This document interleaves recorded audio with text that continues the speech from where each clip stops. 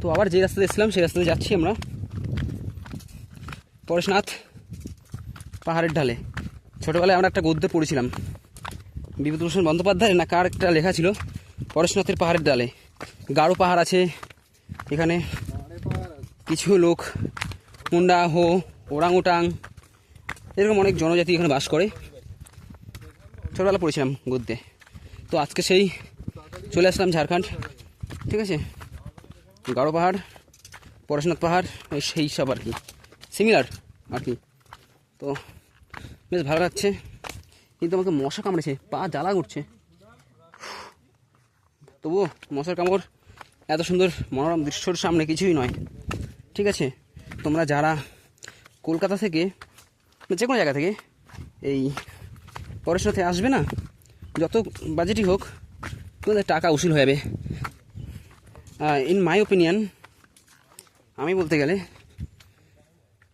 যে এত সুন্দর তোমার দৃশ্য আছে না এখানে, খুব সুন্দর ভিউ, এরকম স্পট ভিউ পাবে না। হ্যাঁ, হয়তো তোমাদের ঝর্ণা ফর্ণা একটা কম আছে, মানে ঝর্ণা নেই বা একটা আছে এখানে, অন্যান্য জিনিস প্রচুর দেখার আছে। মানে ভিউটা নিচের থেকে উপরে, উপর থেকে নিচে, বা মন্দিরগুলো, পাহাড়ি রাস্তা যেমন দেখতে হচ্ছে এই যে, ঠিক আছে। রিস্ক আছে অবশ্যই, ঠিক আছে। তোমরা যারা মেয়েরা যারা পাহাড়ে চড়তে পারো তারা আসো, কিন্তু একটু বয়স হয়ে গেলে বা একদম বাচ্চা নিয়ে আসা যাবে না, সেই ক্ষেত্রে অনেকটা মুশকিল। মানে আসা গেলেও সামনে আশেপাশে কিছু মন্দির দেখতে পারবে, কিন্তু এই ধরনের যে ভিউ এত উঁচু থেকে প্রচুর কিলোমিটার উপরে, অনেকটা কিলোমিটার উপরে আছে এটা, তো সেখানে তোমরা পারবে না যেতে। তোমরা দেখতে পাচ্ছ তো এই যে ঢালটা, এই যে উপরে মন্দির, তার থেকে যে ঢাল, এই যে ঢাল নিচে বরাবর, ওই দেখো একটা সাদা রঙের শহর, মানে একদম ওই যে, ঠিক আছে। এখানে আমাদের হোটেলটা, মানে আমরা ওখান থেকে কিন্তু হেঁটে হেঁটে এসেছি এখানে, ঠিক আছে। এখানে কিন্তু গাড়ি পাওয়া যাচ্ছে, গাড়ি বলতে বাইকে একজন কি দুজন করে প্যাসেঞ্জার নিচ্ছে, যার কাছ থেকে যেমন পারছে তার কাছ থেকে তেমন নিয়ে নিচ্ছে, ঠিক আছে। আর আছে পালকি, পালকিতে কিন্তু প্রচুর টাকা নিয়ে নেবে, প্রায় 5,000-6,000 টাকা করে পালকিতে নেয়। আর গাড়িতে তোমার পার হেড 200, 300, 400, ঠিক আছে। মানে 200 টাকায় আসবে, 200 টাকায় আবার নামাবে, মানে 400 টাকা, 500 টাকা, 600 টাকা অবধি হয়ে যায় সিজনাল। তো সেই ক্ষেত্রে টাকা থাকলে, বাজেট থাকলে তোমরা বাইক করে আসতে পারো। কিন্তু কিছু জায়গা এমন থাকে যেখানে কিন্তু বাইক আসে না, পালকিও আসে না, সেটা কিন্তু তোমাকে নিজেকেই যেতে হবে, ঠিক আছে। আর সেই ক্ষেত্রে তোমার ভালো মতন পায়ে জোর থাকতে হবে, বুকে সাহস থাকতে হবে, আর যে তোমার শ্বাসকষ্ট না হয়, মানে হাঁপিয়ে যেতে না হয়। এদিকে অক্সিজেনের কমতি আমি বলবো না, কারণ এত গাছপালা প্রচুর ভর্তি আছে, অক্সিজেনের কমই হবে না, বাট যদি তোমার হাঁপানি থাকে, শ্বাসকষ্ট থাকে, সেই ক্ষেত্রে মুশকিল আছে। আর হ্যাঁ, যেটা অবশ্যই বলার কথা, তোমরা কিন্তু অবশ্যই এই যে এরকম, ঠিক আছে, হাফ প্যান্ট, ক্রক্স, স্লিপার্স, ঠিক আছে, এই ধরনের কিছু পরে আসবে। বুট পরে আসলে একদম কমফর্টেবল, যেটা ঢেলাঢুলা বুট হয় না একদম, ঠিক আছে, স্নিকার্স টাইপের ঢিলা, ওই ধরনের কিছু পরে আসতে পারো। সেই ক্ষেত্রে কিন্তু তোমার কোনো অসুবিধা হবে না, সেই ক্ষেত্রে কোনো অসুবিধা হবে না, হাঁটতে পারবে, ঠিক আছে। সবচেয়ে আমার যদি বলি ক্রক্স, ঠিক আছে, এই ধরনের যে জুতোগুলো হয়, এই ধরনের, এইগুলো সবচেয়ে বেস্ট, কারণ এইগুলো পরে কিন্তু তোমার কোনো রকম অসুবিধা হবে না, তুমি পুরো সুন্দরভাবে হেঁটে হেঁটে পুরো আসতে পারবে, ঠিক আছে, কমফোর্টেবল। আর হ্যাঁ, অবশ্যই কোনো রকম, মানে যেমন হাঁটুর উপরে যে প্যান্টগুলো হয় ওই ধরনের, তোমার গেঞ্জি কাপড়ের হোক বা তোমার বারমুডা টাইপের জিন্স প্যান্ট হোক, ওই ধরনের, বারমুন্ডা তো হাঁটুর নিচে হয়, ওরকম নয়, হাঁটুর উপরে যে কোনো প্যান্ট ওই ধরনের পরে আসবে। আর হাফ হাতা নর্মাল আর টি শার্ট পরে আসবে, ঠিক আছে। যদি তোমার হালকা গরম সিজনে আসো, ঠিক আছে, সেই ক্ষেত্রে জুন জুলাইয়ের দিকে এরকম দিকে যদি আসো সেই ক্ষেত্রে, ঠিক আছে। আর ন্যাচারালি এখন বৃষ্টি হয় না এখানটায়, কিন্তু বৃষ্টি যখন হবে না তখন প্রচণ্ড হবে, যেহেতু এখানে শেল্টার আছে, ঠিক আছে। অনেক জায়গায় দাঁড়াবার জায়গা আছে, কিন্তু হ্যাঁ, এমন এমন জায়গা আছে যেখানে তুমি দাঁড়ালেও বৃষ্টিতে ভিজবে, কিন্তু অসাধারণ জায়গা, দৃশ্য আছে। আর যেটা বলার কথা, যারা কলকাতা থেকে আসছো, ঠিক আছে, প্রথমে কিন্তু হাওড়া যাবে, হাওড়া থেকে তোমার অনেক গাড়ি পাবে, বন্দে ভারত আছে, যে কোনো এক্সপ্রেস আছে, এমনি লোকাল আছে, ঠিক আছে। এবার তোমার পয়সার উপরে আর তুমি কত তাড়াতাড়ি আসতে পারবে তার উপরে ডিপেন্ড করছে কোন ট্রেন তুমি বুক করবে, ঠিক আছে। এবার অবশ্যই টাকার উপরে ভেরি করে, ঠিক আছে। বন্দে ভারতে যেমন তোমার আসতে গেলে খুব দ্রুত পৌঁছে দেবে, 2 ঘন্টা লাগবে হয়তো হাওড়া থেকে এখানে আসতে, 2.5 ঘন্টা লাগবে, কিন্তু 1000 টাকার উপরে তোমার ভাড়া আছে।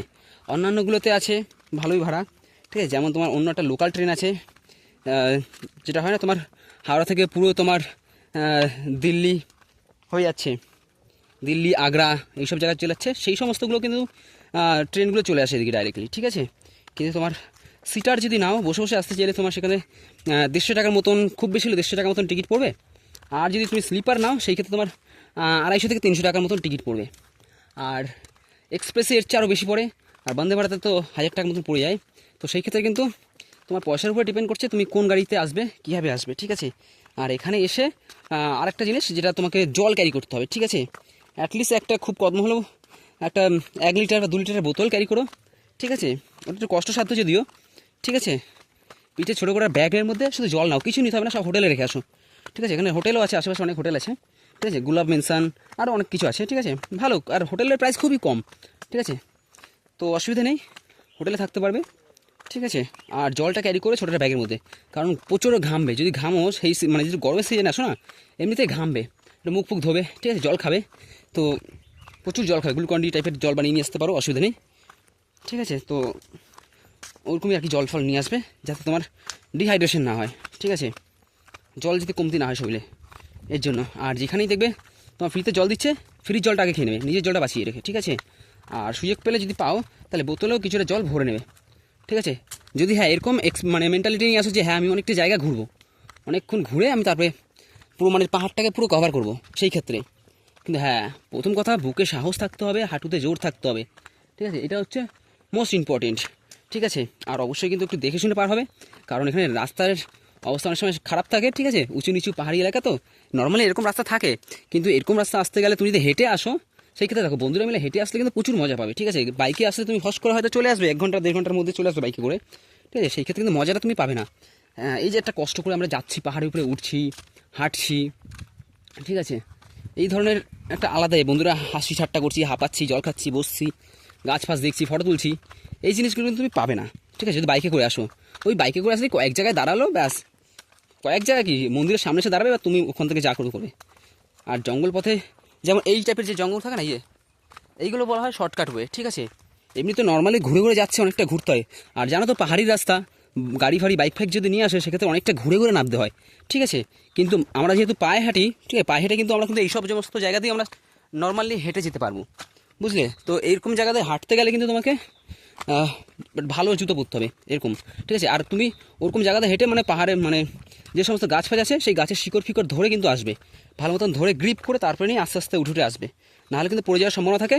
আর এই সব রাস্তাগুলোই কিন্তু তোমার শর্টকাট ওয়ে হয়, ঘুরে আসার চেয়ে তুমি লং মেরে দিলে কিন্তু একটু খাড়াই রাস্তা হচ্ছে, ধরে তো উঠে যাবে অনেকটা, মানে তোমার যেখানে তোমার 5 কিলোমিটার তোমাকে ঘুরে আসতে হবে, সেখানে তুমি আমি গ্যারান্টি দিয়ে বলতে পারি তুমি 2.5 কিলোমিটারের মধ্যে তুমি চলে আসবে, বুঝলে। তো এইভাবে আসতে হবে, ঠিক আছে। ওই দেখো আমার বন্ধুগুলো কিন্তু আগে যাচ্ছে, আমি একা পিছনে যাচ্ছি, এদিকে আর কেউ নেই, পুরো জঙ্গলমহল। এইদিকে আমি এমন জায়গায় এসেছি না, এখানে সাধারণত কেউ আসে না, ঠিক আছে। শুধু যারা এখানকার পান্ডা থাকে, পুরোহিত থাকে, বা খুব মানে ভালো ভক্ত থাকে, তারাই আসে এই দিকটায়, ঠিক আছে। নাহলে কিন্তু ন্যাচারালি কেউ আসে না, বুঝেছো। আমার বন্ধুগুলো আগে পালিয়ে গেছে, এদিকে তেন্দুয়া ফেন্দুয়া আছে কিনা জানি না। আর বাঁদর প্রচুর আছে, হনুমান বাঁদর ফাদর, হনুমান নয় বাঁদর আছে, ছোটো ছোটো বাঁদর, অসাধারণ, ঠিক আছে। তো যাই হোক এতটুকুই বলার ছিল। তো যারা আসবে আসবে, ভালো জায়গা, খুব কম বাজেটের মধ্যে অসাধারণ দৃশ্য, ঠিক আছে। অসাধারণ বলতে অসাধারণ। আমার বন্ধুগুলো গেল কই, সেরেছে হত্তেরি, হারিয়ে গেলাম নাকি? না হারাইনি, দেখলে কোথাতে কোথাও উঠতে হচ্ছে আমাকে, ওই বন্ধুগুলো, হ্যাঁ। ও দেখলে কী করে রাস্তাগুলো, ওই দেখো, এই দেখো উঠতে হচ্ছে এইভাবে। এদিকে তোমার গাড়ি পাবে না, কোনো বাইক পাবে না, কোনো ট্যাক্সি পাবে না, কিছুই পাবে না, পালকিও পাবে না, তোমাকে কিন্তু হেঁটে হেঁটে উঠতে হবে, ঠিক আছে। আর হেঁটে হেঁটে উঠলে তোমার হাতে একটা লাঠি নিয়ে নিতে পারো, খুব ভালো হয়। যেমন আমি একটা ছোটো লাঠি নিয়েছি, যে এটা অতটা সাহারা পাচ্ছি না ঠিকই, বাট তবু অনেকটা ভালো লাগছে। তো তুমি একটা ওখানে মানে লাঠি বোধহয় ভাড়া পাওয়া যায়, ঠিক আছে, কিনে নিতে পারো। তো ওই ধরনের লাঠি নিয়ে আসবে তুমি, তাহলে বেশি ভালো হবে, বুঝলে। যেমন উঠছি আমি, হাঁপিয়ে গেছি, তো আমি এখন এক জায়গায় গিয়ে জল খাবো, কিন্তু জলটা অনেক দূরে, ঠিক আছে। ও অনেকটা হাঁপিয়ে গেছি। এই দেখো লোকে জলের বোতল নিয়ে এসছে, ফেলে ফুলে চলে গেছে। এই জিনিসটা আমার খুব বাজে লাগে। একটা পর্যটন কেন্দ্র, এখানে সবাই আসে ঘুরতে, ঠিক আছে, কিন্তু এখানে নোংরা করে চলে যায়, তাই না। এই জিনিসটা খুবই বাজে। যে বোতল নিয়ে আসবে, ক্যারি ব্যাগ নিয়ে আসবে, যা নিয়ে আসবে ব্যাগে ভরে নাও। এখানে জায়গায় জায়গায় দেখবে তোমার ডাস্টবিন লাগা আছে, সেই ডাস্টবিনগুলোতে তুমি যা নোংরা আছে সেগুলো ফেলে দিলে অসুবিধা হবে না, বুঝলে। তো পরিবেশকে সুরক্ষা রাখা, পরিষ্কার রাখা, সেটা আমাদেরই দায়িত্বের মধ্যে পড়ে, আমাদেরই কর্তব্যের মধ্যে পড়ে। দেখো কত নোংরা, কিছু কিছু মেন্টালিটি মানুষ থাকে যারা এই ধরনের কাজগুলো করে, বুঝলে। আমি কন্টিনিউ হেঁটেই চলেছি। কোন পাহাড় দিয়েছি আমি এসছি কি জানে, ওইদিকে উঁচু উঁচু পাহাড়, ওই পাহাড়ের উপর দিয়ে আমি এসছি। তো আমি একবার থামিনি, দেখতে পাচ্ছ পাহাড়টা কোথা থেকে আমি হেঁটে এসছি, ওই দেখো ওই যে পাহাড়টা দেখতে পাচ্ছ, ওই 3টে পাহাড়ে আমি হেঁটে এসছি ওখান থেকে, ঠিক আছে, ঘুরে এসছি, মানে বুঝতে পারছো কোথা থেকে ঘুরে এসছি আমি। তো ওই দূর থেকে ঘুরে এসছি। এবারে চলো যাই দেখি, ভাল লাগলো। হ্যাঁ।